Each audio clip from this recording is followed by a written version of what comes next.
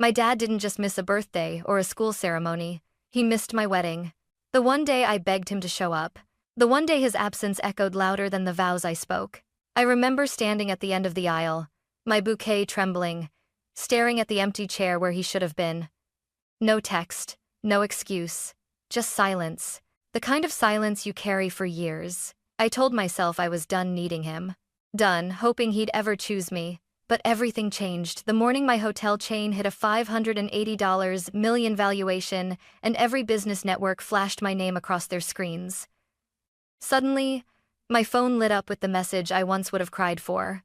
Family dinner at 7 p.m., important discussion. Funny thing is, he didn't show up for my wedding, but I showed up for that dinner, with something he never saw coming. People think a broken family is loud. Shouting, slammed doors, chaos. Mine was quiet, uncomfortably quiet. My dad, Richard Collins, never needed to raise his voice.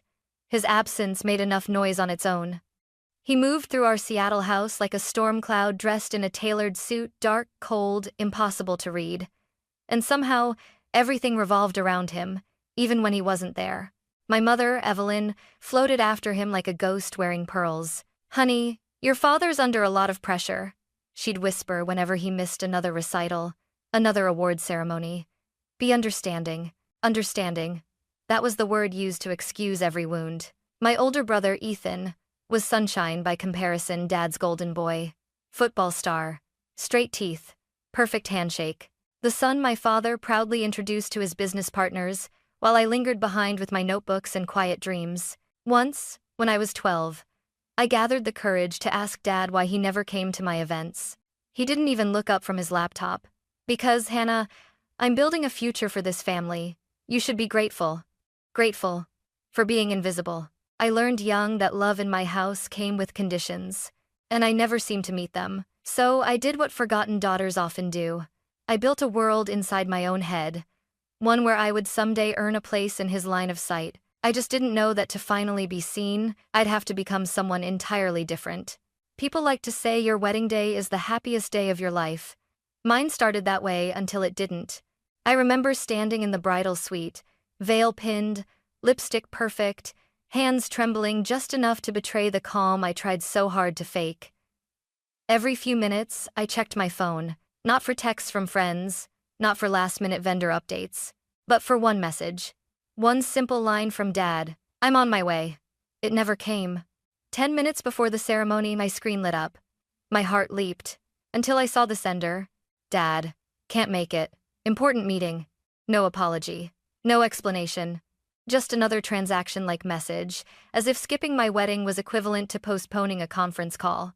My breath caught, but I smiled for the bridesmaid's sake. I'd learned long ago how to hold pain quietly.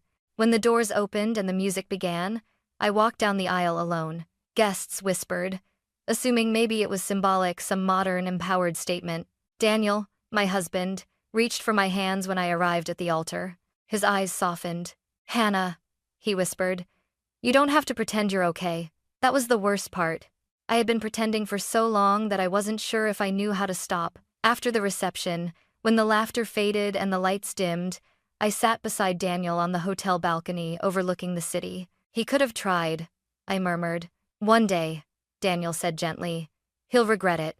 I wasn't so sure. In that moment, looking at the empty streets below, something inside me shifted. Not a clean break, more like a slow, silent unraveling. I finally understood. If my father couldn't show up for my wedding, he'd never show up for anything that didn't benefit him. What I didn't know was that he would show up, but only when I became worth $500 million. After the wedding, something hardened in me.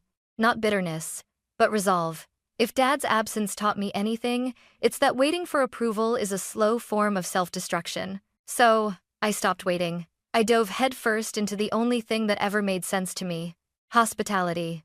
Not the dusty old motels Dad glorified, but modern, intentional spaces. Places where people actually felt seen. My first property was a disaster. A past its prime lodge outside Portland, with mold under the wallpaper and carpets that smelled like rain-soaked socks. But it was mine. The bank manager looked at me like I was insane when I signed the papers. "You're sure about this?" he asked. A polite way of saying, "You're too young, too inexperienced, Too female. I simply nodded. I'm sure. What I didn't tell him was that failure wasn't an option. Not when every part of me needed to prove I wasn't the fragile, emotional daughter my father dismissed. So I scrubbed floors at midnight, wrote marketing plans at dawn, hired staff only when I could afford them, which wasn't often. Some nights I slept behind the front desk on a blanket because going home felt like admitting defeat. During one brutal winter storm, when the power went out across the whole property, I spent 4 hours in the freezing dark guiding guests with a flashlight and apologizing for things I had no control over. I cried exactly once, quietly, in the boiler room, before wiping my face and getting back to work. By year 3, that old lodge had a waiting list every weekend. By year 5, I expanded to 2 more locations. Intimate, minimalist, eco-focused retreats that travelers raved about online. Investors called. Interviewers requested features. Competitors tried to replicate my model. But my father? Not a word. Not a text. Not even a secondhand comment from Ethan. It was like building a skyscraper in the middle of a desert. Tall, gleaming, and completely unseen by the one person I had once hoped would look. Then came the morning everything changed. The morning my CFO stormed into my office, breathless, eyes wide. "Hannah," she said, her voice trembling. The valuation came in. I felt my pulse spike. "Well?"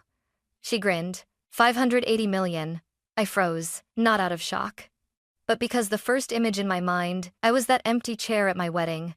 And for the first time, I didn't feel the urge to cry. I felt powerful. What I didn't know was that miles away, my father had just read the same headline. And for the first time in years, he finally remembered he had a daughter. The morning the valuation hit the headlines, my office buzzed like a beehive. Every phone rang, every email notification pinged, every congratulatory message from partners, investors, journalists.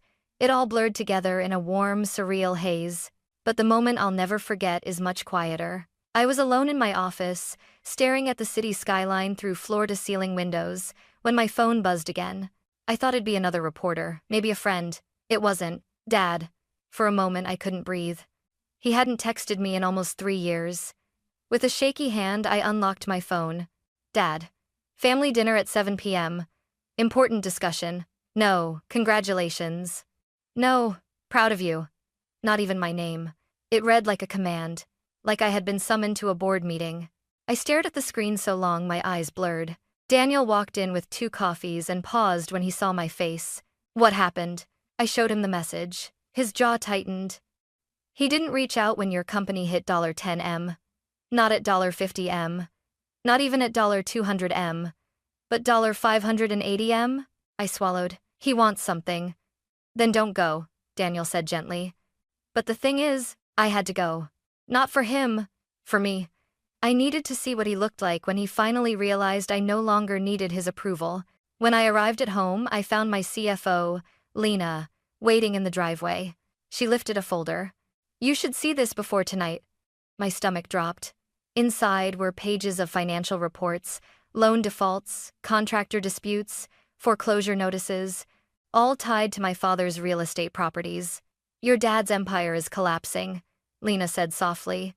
"Badly. He's months behind on everything." I felt the ground shift beneath me.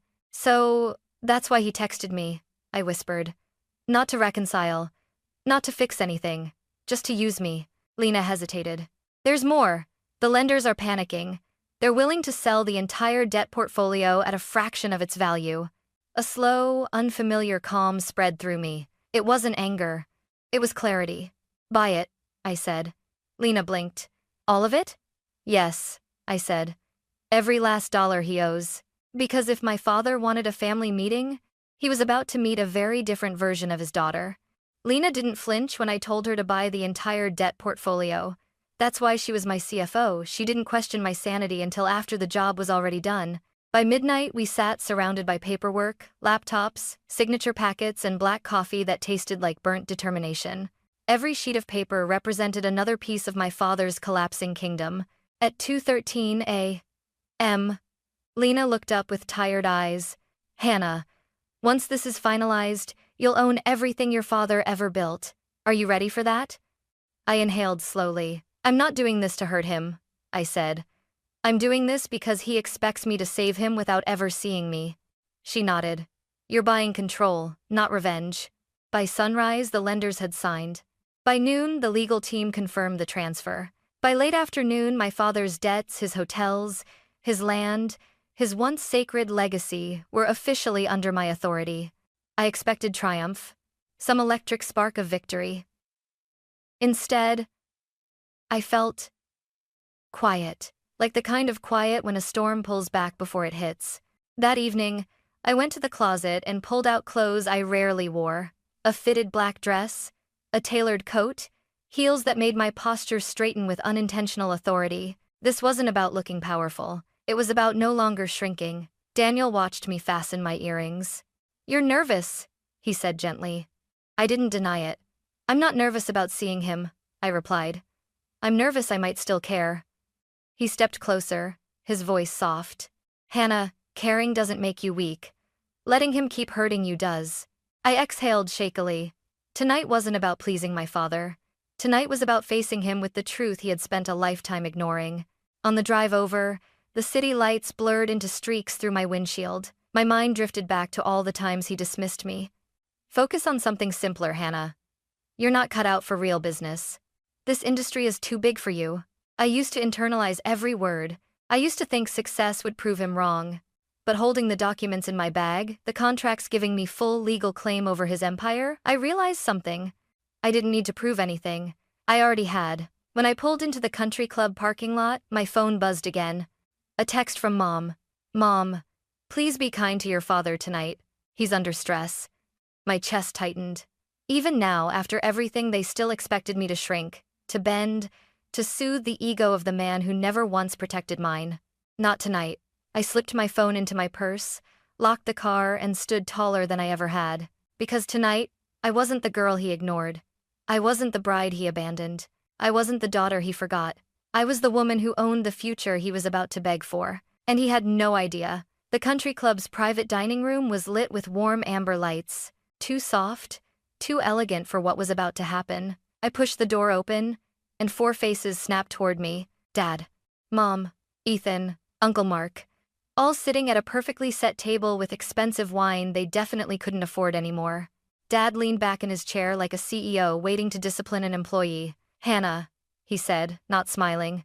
You're late. I closed the door behind me. No, I said calmly. I arrived exactly when I meant to.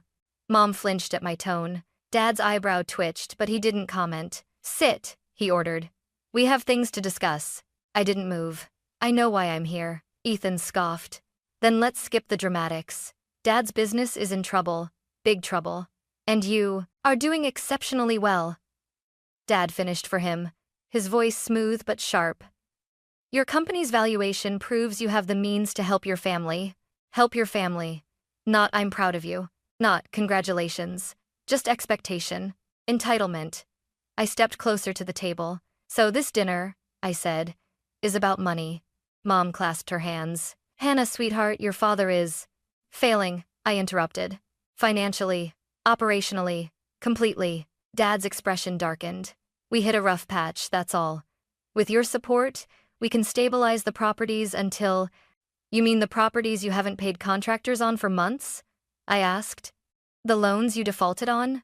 The ones already scheduled for liquidation? Ethan's eyes widened. Dad stiffened. Uncle Mark cleared his throat nervously. Dad hissed. How do you know about that? I placed my bag on an empty chair and pulled out the thick folder Lena prepared.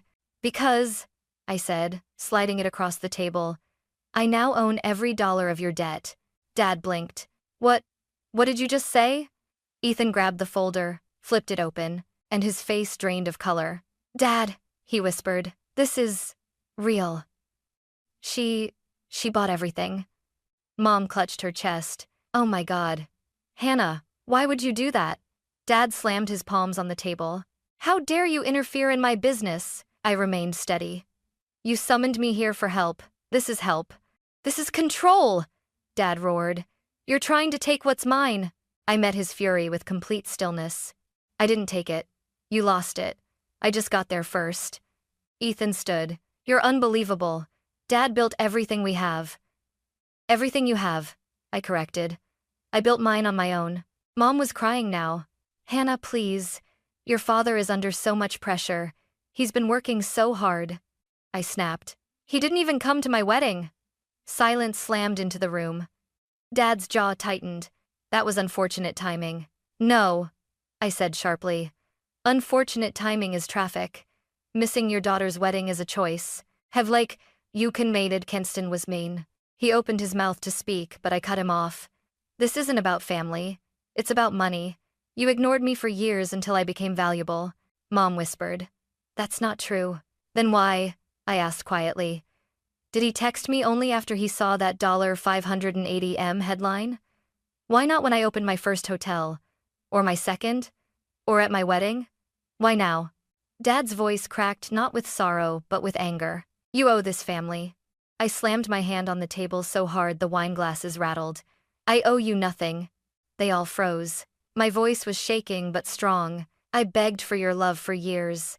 I worked myself into the ground trying to become someone you'd finally show up for. And when I succeeded on my own, you didn't congratulate me.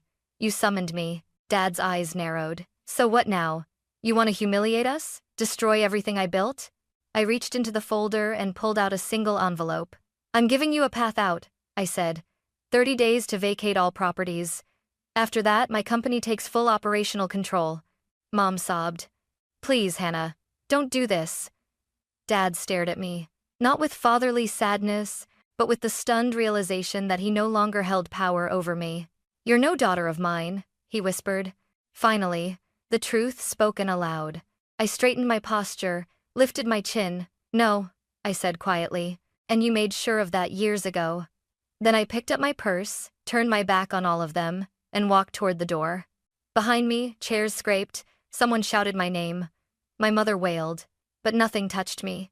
For the first time in my life, I wasn't leaving, wishing they'd follow me. I was leaving knowing they couldn't stop me. The night air hit me like a wave the moment I stepped outside the country club. Cool, open, free. For a second, I just stood there on the stone steps, my chest rising and falling as if I had been underwater for years and finally surfaced. Behind the doors, I could still hear muffled yelling, my father furious, my mother crying, Ethan trying to salvage whatever scraps of control they thought they still had. But none of it reached me. Daniel was waiting in the car. When he saw my face, he didn't ask what happened. He just took my hand as I slid into the passenger seat. You okay? He asked softly.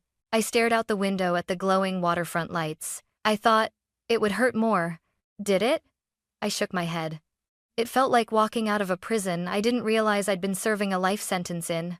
The next morning, sunlight flooded my kitchen, warm and gentle, nothing like the harsh office lighting I'd grown accustomed to. The folder containing every document from last night sat on the counter. Before, I would have dreaded opening something like that. Now? It looked like freedom bound in paper. Lena called at 9 a.m. The transition is complete, she said. You're officially in control of all assets.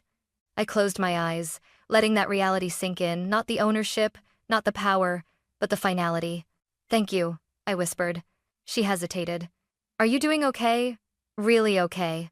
I surprised both of us by smiling. I think I've never been better. The next weeks were a blur of movement, but different from before, lighter, steadier. I toured each of Dad's failing properties with my team, where he saw crumbling walls, outdated decor, stained carpets. I saw possibility. We can turn this into a wellness retreat, I told the designers. Make it calm, healing, intentional. It felt symbolic, transforming the ruins of my father's empire into places built on peace, not power. One afternoon, as I stood in the lobby of what would soon become our flagship retreat, I caught sight of my reflection in the glass door. Black blazer, hair pulled back, eyes steady, without fear or doubt. A woman who outgrew the smallness she was raised in.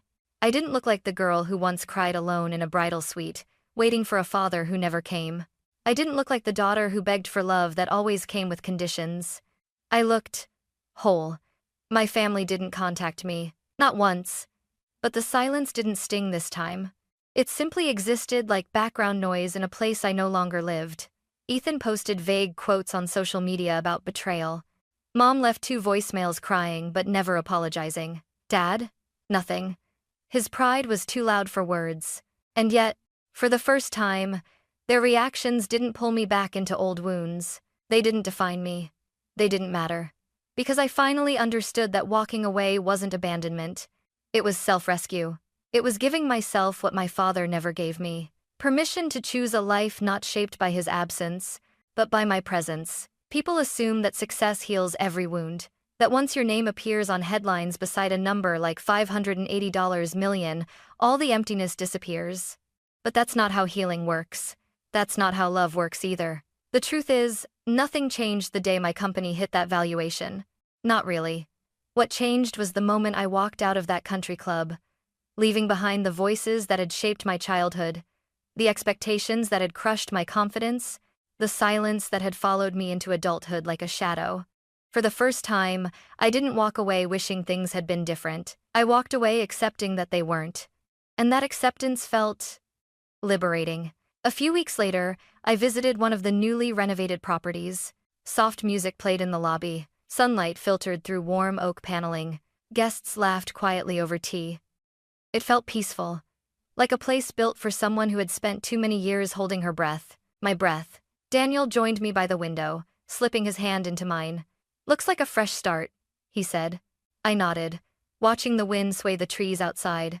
"It is," I whispered. "Not for the business for me?" Because I finally understood something I had chased my entire life without realizing. Love that has to be earned is not love. Family that only appears when you're useful is not family.